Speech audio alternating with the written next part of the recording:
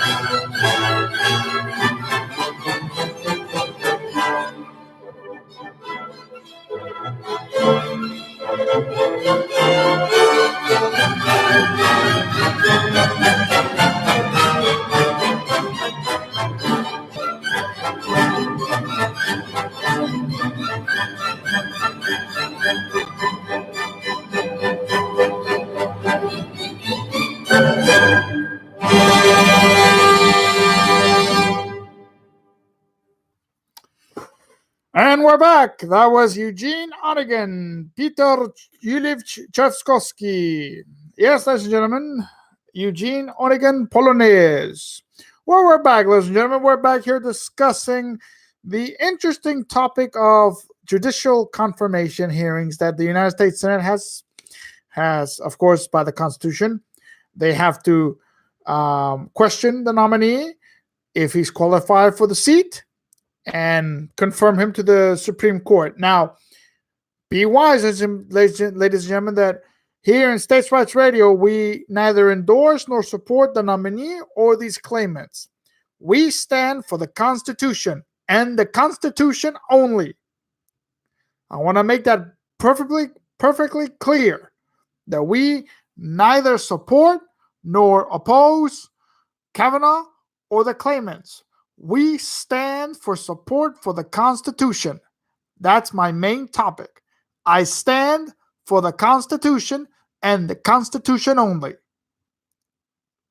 But, ladies and gentlemen, this has really become a dog and pony show. I mean, because senators are supposed to question the nominee on his qualifications for Supreme Court.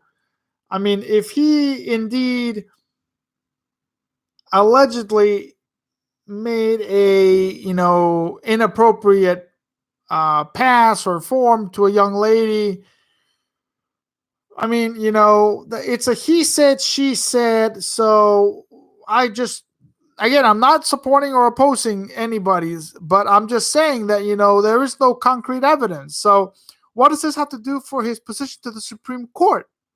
Please, I would like to know, what is this position for the Supreme Court? I just don't understand it. I really, really, really don't, ladies and gentlemen. I really don't. And when I see people,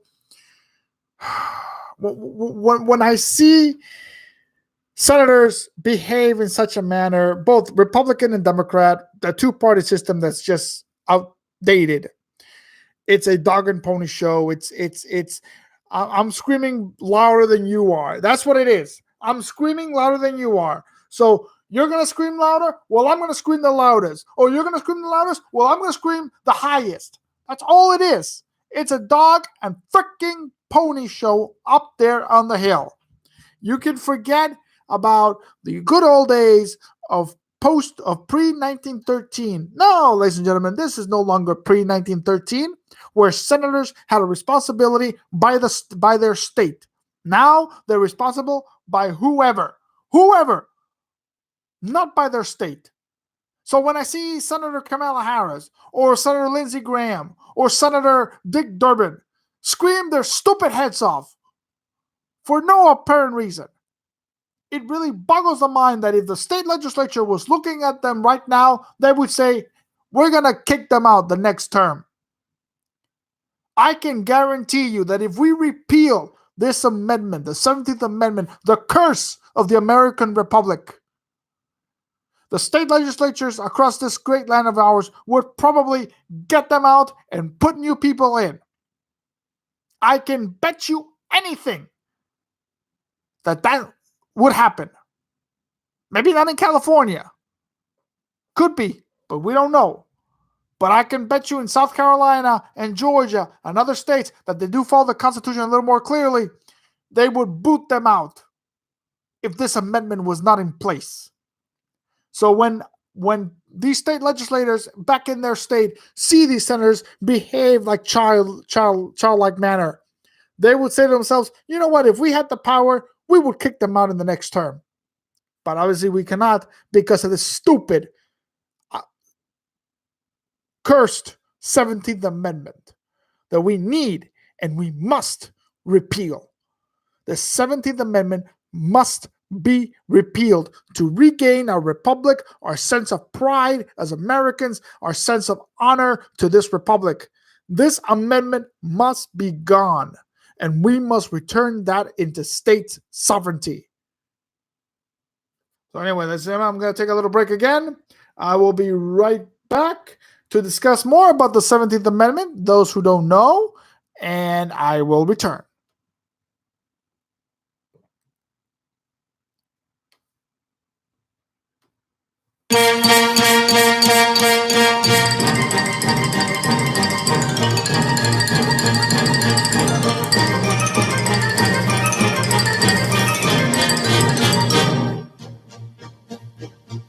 I am the very model of a modern major general. I've information, vegetable, animal, and mineral. I know the kings of England and I quote the facts historical from Malafont to Waterloo in order categorical. I'm very well acquainted too with matters mathematical. I understand equations both for simple and quadratical. About binomial theorem, I'm teeming with a lot of news. Lot of news, I've got it. With many cheerful facts about the square of the hypotenuse. Many cheerful facts about the square of the hypotenuse. Many cheerful facts about the square of the hypotenuse. Many cheerful facts about the square of the hypotenuse. I'm very good at integral and differential calculus. I know the scientific names of beings and calculus. In short, in matters vegetable, animal, and mineral, I am the very model of a modern major general. In short, in matters vegetable, animal, and mineral, he is the very model of a modern major general. I know our mythic history, King Arthur's answer paradox. I answer hard acrostics, I have a pretty taste for paradox. I quoted elegiacs, all the crimes of Heliogabalus, and conic cycle for peculiarities parabolus. I can tell undoubted Raphael's from Gerard Dawson's. I know the croaking chorus from the frogs of Aristophanes. Then I can hum a few of which I've heard the music's dinner for. Ooh, dinner for, got it. And whistle all the airs from that infernal nonsense pinafore. And whistle all the airs from that infernal nonsense pinafore. And whistle all the airs from that infernal nonsense pinafore. And whistle all the airs from that infernal nonsense pinafore. Then I can write a washing bill in Babylonic uniform and tell you every detail of Caractacus' uniform. In short, if that is vegetable, animal, and mineral, I am the very model of a modern major general. In short, if that is vegetable, animal, and mineral, he is the very model of a modern major general. In fact, when I know what is meant by mammon and revelin, when I can tell at sight a Mauser rifle from a javelin, when such affairs as sorties and surprises I'm more wary at, and when I know precisely what is meant by commissariat, when I have learned what progress has been made in modern gunnery, when I know more of tactics than a novice in a nunnery, in short, when I've a smattering of elemental strategy, Oh, I say, strategy. Oh, that's a hard one, isn't it? I've got it. You'll say a better Major General has never sat at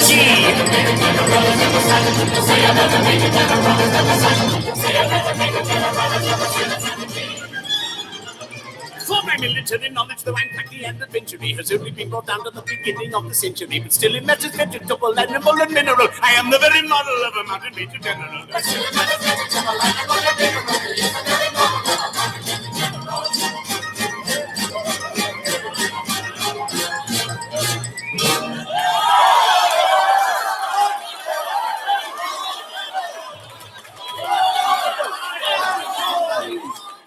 Presto agitato, s'il vous plaît, maestro. In fact, when I know what's meant by mammal on the reveling, when I can tell a sight of a rifle from a javelin, when such affairs as sword stands the prices I'm aware at, and when I know precisely what is meant by commissariat. When I have no more progress to be made in modern gunnery, when I know more of Texas than an officer in an honorary, in short, when I have a smattering of elemental strategy, you'll say a better Major General has never rode a horse! Say a better Major General. For the military knowledge, though I'm tacky and adventury, has only been brought down to the beginning of the century. Still in matters vegetable, animal, and mineral, I'm the very model of a motivated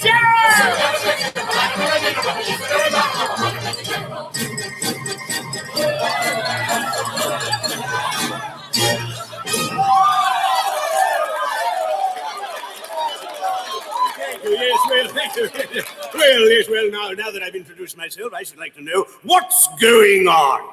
Permit me, I can explain in 2 words. We propose to marry your daughter. Oh, dear me. Against our wills, Papa, against our wills. You mustn't do that. Oh, may I ask, this is a picturesque uniform. I'm not familiar with it. What are you? We are all single gentlemen. Oh, yes, I gather that.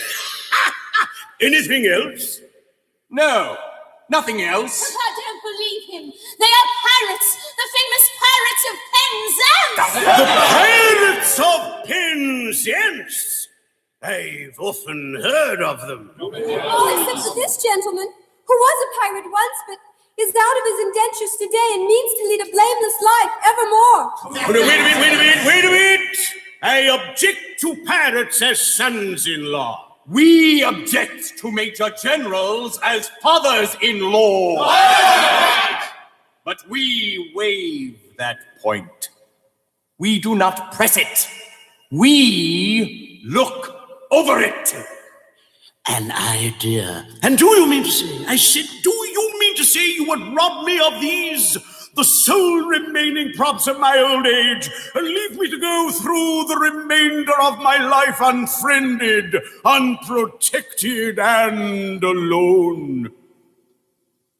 Well, yes, that's the idea. Tell me, have you ever known what it is to be an orphan? Well, ladies and gentlemen, we're back, and that is I Am a Very Model of a Modern Marine General by Gilbert and Sullivan, The Pirates of Penzance. We are back, ladies and gentlemen. We are back. And now the top of the next of our finale agenda is this 17th Amendment. This 17th Amendment that has been a destruction to our republic, to our state sovereignty, to a mockery of the U.S. Senate.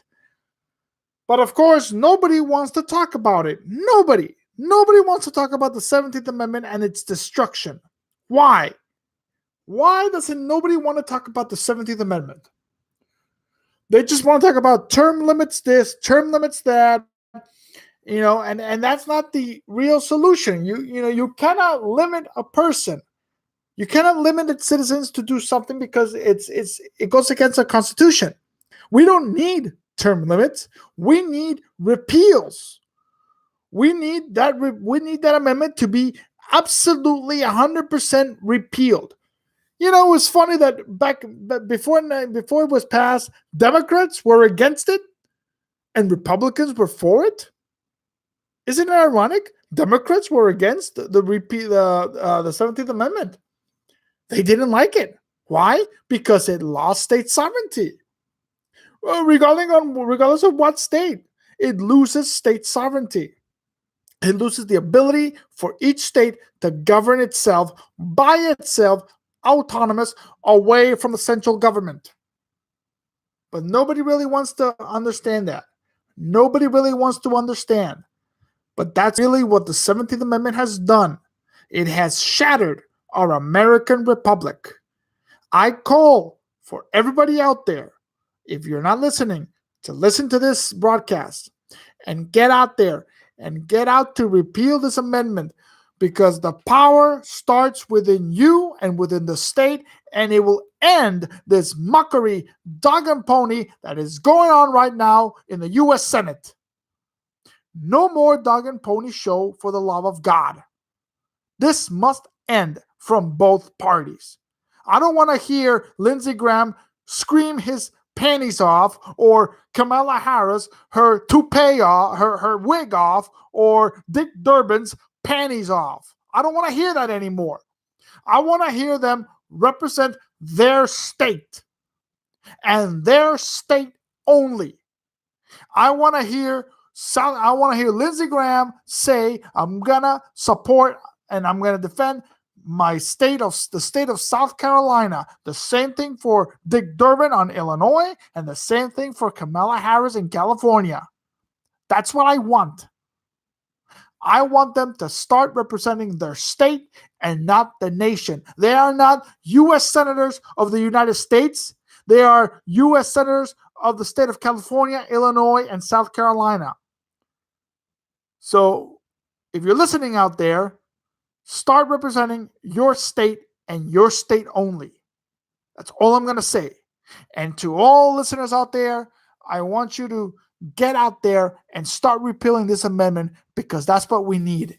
That's what we need right now, ladies and gentlemen. We need that right now. This amendment is killing this republic. This amendment is killing our sovereignty for our states. I don't care about American sovereignty. Well, maybe I do a little bit, but not a whole lot. I care more about state sovereignty and the end to an abusive central government. That's what I care about, and that's what I'm going to keep fighting for, state sovereignty. Well, ladies and gentlemen, I'm going to leave you this high note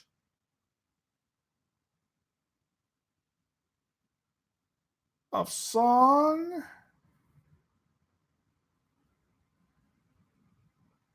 That you will enjoy tremendously.